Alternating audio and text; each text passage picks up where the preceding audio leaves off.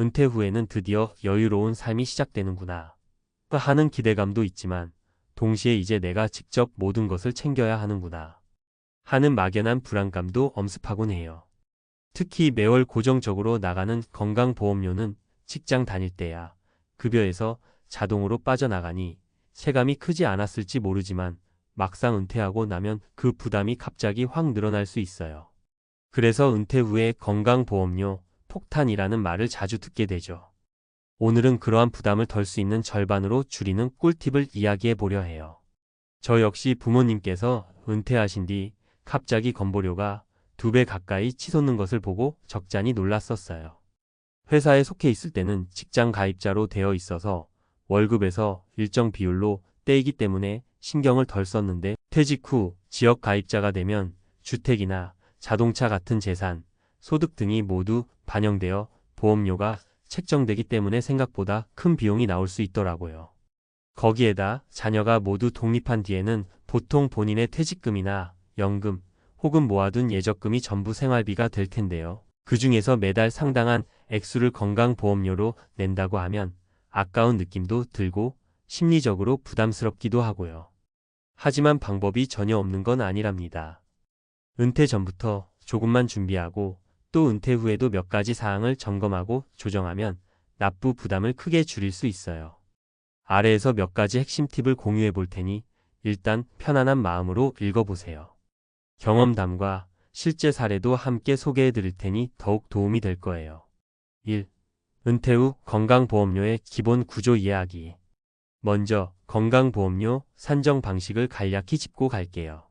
직장 가입자, 월급 보수와 다른 소득에 대해 보험료가 부과되며 회사와 본인이 절반씩 부담해요.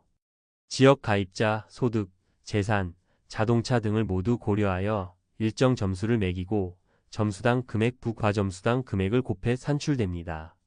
직장 다닐 때는 회사와 나눠 내니 체감이 좀 덜했는데 퇴직 후에는 지역 가입자로 전환되면서 재산, 집, 차, 예적금이 많을수록 건보료가 급격히 늘 수 있어요. 그래서 퇴직 후 건강보험료 폭탄이라는 이야기가 나온답니다. 2. 건강보험료 절반으로 줄이는 꿀팁 3가지. 1. 가족 건강보험 가입 활용하기 피부양자 등록. 가장 쉬우면서도 효과가 큰 방법은 피부양자 등록을 활용하는 거예요. 은퇴 후 본인이 경제활동이 없고 소득이 일정 기준 이하라면 배우자 혹은 직장에 다니는 자녀의 건강보험에 피부양자로 들어가는 방법을 고려해 볼 수 있습니다. 전제 조건. 연소득이 일정 기준 2천만 원 이하, 이자 배당연금 등 포함 이하여야 하고 재산 과표액이 일정 한도를 넘지 않아야 해요. 전월세, 주택 보유 등에 따라 달라질 수 있음. 직장 가입자의 직계 존속부모, 배우자, 자녀 중 어느 쪽의 보험이든 가능. 직장 다니는 배우자나 자녀가 있다면 퇴직 시기에 맞춰 소득과 재산을 합산해보고 피부양자로 들어갈 수 있는지 살펴보세요. 이 방법이 성공한다면 거의 건강보험료가 들지 않아 폭탄을 피할 수 있습니다. 이 재산 조정 혹은 소득 조정하기. 지역 가입자는 재산과 소득이 있으면 건강보험료가 꽤 높게 측정돼요. 그래서 에이 그럼 재산을 없애야 하나? 싶겠지만 현실적으로 그럴 수는 없겠죠. 다만 은퇴 이후 집을 한 채 이상 보유하고 있다면 보유 형태를 재검토해 보는 것도 하나의 방법이에요. 전월세 전환이나 작은 주택으로 이사. 재산에 따른 과표를 낮추기 위해 집을 처분하거나 축소하는 분들도 있어요. 전월세로 돌려서 현금을 확보하고 본인이 거주할 작은 주택이나 저렴한 전세로 옮겨서 재산 규모를 낮추는 거죠. 자동차 처분. 차량 가격이나 배기량에 따라 건강보험료가 추가되기 때문에 차량을 처분하거나 상대적으로 배기량이 적은 차로 변경해 건보료를 줄이는 분들도 적지 않아요.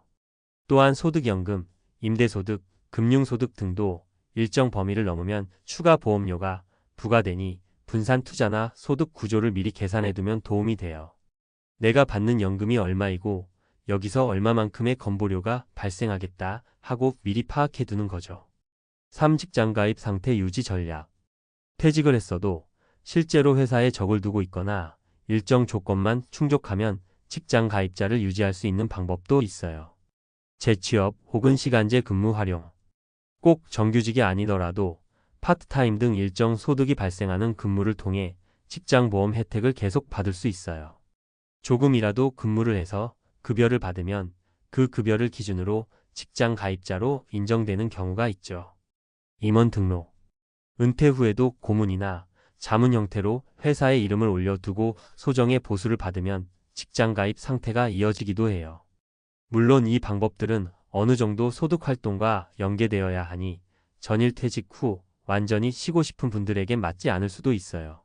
하지만 은퇴 직후 몇 년간은 건강보험료 때문에라도 조금이라도 파트타임 근무나 고문 역할 등을 고려해보는 분들도 많아요.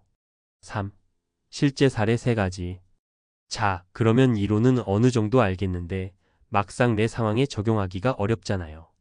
그래서 실제로 주변에서 어떻게 대처했는지 3가지 예시를 들어볼게요. 사례 1. 아들 집에 얹혀 살았더니 보험료가 0원? 70대 초반에 김모 씨가 겪는 회사에서 근무하던 중 65세 무렵에 조기 퇴직하셨어요. 처음에는 이제는 놀면서 살아도 되겠지 하고 야심찬 은퇴를 하셨는데 예상보다 건보료가 많이 나와서 당황하셨대요. 직장 가입자로 있을 때는 월 78만 원 정도만 부담했는데 지역 가입자로 전환하자마자 약 20만 원대 중반의 고지서가 날아온 거예요. 주택과 약간의 예금, 그리고 오래된 자동차까지 있어 점수가 꽤 높게 나온 거죠. 그러다 마침 직장에 다니는 아들이 아버지, 우리 집으로 주소 옮기셔서 같이 사시면 어떨까요? 저희도 맞벌이 부부라 아이 봐주실 분이 필요하기도 하고요 하고 제안했습니다. 김모 씨는 이참에 집을 전세로 주고 그 보증금으로 노후 자금을 마련해 아들 집에 들어가기로 했습니다. 주소를 옮기고 나니 본인의 소득이 연금밖에 없고 연 소득 2천만 원 이하, 재산도 실질적으로 없는 상태라서 아들 직장 건강보험의 피부양자로 들어갈 수 있었어요. 덕분에 건보료가 사실상 0원이 됐죠. 아니, 이렇게 좋아질 줄 알았으면 진작에 고민했을 텐데 하고 웃으시더라고요. 물론 자녀 집에서 사는 게 불편할 수도 있고 개인적인 선호도 있지만 가족과 잘 합의만 된다면 상당히 효과적인 방법입니다. 사례 2차를 팔고도 괜찮았을까 했는데 결국 이득이더라. 60대 후반에 박모 씨가 겪는 원래 30평대 아파트에 거주했고 중형차를 보유하고 계셨어요. 퇴직 이후 6개월 정도 지났을 때 건강보험료가 월 25만 원 정도로 책정되었는데 이게 계속 이어지면 1년이면 300만 원이 훌쩍 넘으니 부담스럽다는 생각이 드셨대요. 그래서 고민 끝에 아파트를 작은 평수로 바꾸고 차도 처분해 버렸어요. 아예 차가 없으니 마트 갈 때나 병원 갈 때는 대중교통으로 다녀야 하지만 교통비 생각보다 건강보험료 인하 폭이 훨씬 컸다는 거죠. 결국 새로 부과된 건보료는 월 10만 원 미만으로 떨어졌어요. 차가 없어 조금 불편할 때도 있지만 이렇게 아낀 돈으로 해외여행도 한 번씩 다녀오니 이게 훨씬 낫다며 웃으셨답니다. 사례 3. 은퇴했는데도 직장 가입자라고요? 마지막은 50대 후반의 이모 씨 가명의 이야기예요. 이분은 중소기업에서 부장을 하다 은퇴했는데 본인만의 인맥과 경험이 꽤 있으시잖아요. 그래서 같은 업계 작은 회사에서 자문 역할로 이름만 올려주시면 월 50만 원 정도 드리겠다는 제의를 받으셨대요. 매일 출근할 필요도 없고 가끔 중요한 미팅이나 컨설팅이 있을 때만 참석하면 되는 조건이었죠. 이모 씨는 처음엔 이미 퇴직했는데 굳이 그럴 필요가 있나 싶었지만 건강보험료 폭탄을 생각하니 혹했답니다. 왜냐하면 이 자문료를 포함한 소득으로 직장 가입자로 분류가 되면 지역 가입자로 있을 때보다 훨씬 적은 건보료만 납부하면 되거든요. 게다가 절반은 회사 부담. 실제로 월 50만 원을 급여처럼 받고 본인이 부담하는 건보료는 지역 가입자로 있을 때보다 크게 줄어서 한 달에 대략 1213만 원 정도 절감 효과가 있었다고 해요. 이 정도면 자문활동하는 보람이 있지라고 만족한다고 하셨어요. 4. 은퇴 후 건강보험료 절감 미리 준비하세요. 이런 사례들을 볼 때마다 느끼는 건 은퇴 후 건강보험료 문제는 막상 당해보면 상당히 부담이 될 수 있지만 미리 조금만 신경 쓰고 대비하면 생각보다 줄일 방법이 많다는 사실이에요. 퇴직 후 바로 피부양자로 들어갈지 혹은 재취업 시간제 근무라도 해서 직장 가입 상태를 유지할지 미리 고민하기. 재산주택, 자동차 구조를 어떻게 가져갈지 설계해보기. 금융소득, 연금소득 등을 잘 분산하거나 세부 계산해보기. 은퇴 준비는 돈 모으고 은퇴 후 활동 계획하고 즐겁게 여행 다닐 생각만으로도 머리가 복잡해지기 마련이잖아요. 게다가 건보료 문제가 더해지면 아이고 골치 아파 하실 수 있죠. 그래도 미리 알고 준비해두면 나중에 억울하게 큰 돈을 낼 일은 훨씬 줄어듭니다. 만약 본인의 상황이 복잡하다면 국민건강보험공단 홈페이지나 상담센터 또는 보험설계사나 세무사 등 전문가와 상담을 해보시는 것도 좋아요. 재산, 소득, 가족관계 여러 요소들을 따져보고 가장 합리적인 방법을 찾으면 됩니다. 5. 마무리하며 결국 은퇴 후 건강보험료 문제는 정보가 힘이에요. 잘 모르고 가만히 있으면 아니 왜 이렇게 갑자기 많이 뜨는 거야? 하고 멘붕이 올 수 있지만 조금만 알아보고 준비하면 폭탄을 피할 수 있습니다. 그리고 이는 단순히 돈을 아끼는 것만이 아니라 내 노후 생활을 좀 더 탄탄하고 여유 있게 만들기 위한 전략이기도 해요. 은퇴는 우리의 인생에서 새로운 시작점입니다. 직장 업무에서 벗어나 일상의 소소한 행복을 즐길 시간도 늘어나고 그동안 미뤄둔 취미나 여행도 마음껏 누릴 수 있어요. 이때 발목을 잡는 게 바로 예기치 못한 지출인데 대표적인 게 건강보험료인 거죠.